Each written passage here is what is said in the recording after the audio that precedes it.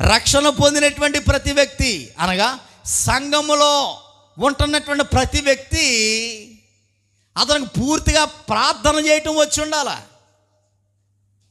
అప్పుడే అతను పరిపూర్ణుడు. అమ్మా ఈరోజు నువ్వు ప్రార్థన చేయి. అయ్యగారు నేను చేయలేను అంటే నువ్వు పరిపూర్ణంలోనికి ఇంకా రాలా.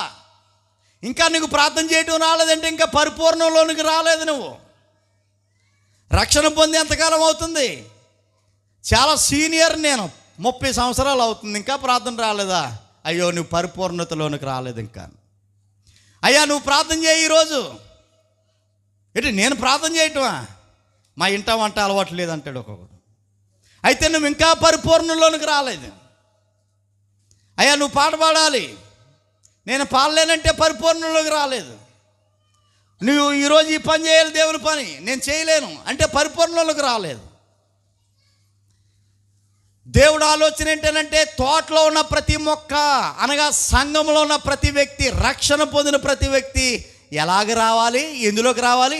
పరిపూర్ణతలోనికి రావాలి. అంటే అన్నీ వచ్చి ఉండాలి, అన్నీ తెలిసి ఉండాలి, దేవునికి సంబంధించినటువంటి అన్నీ తెలిసి ఉండాలి.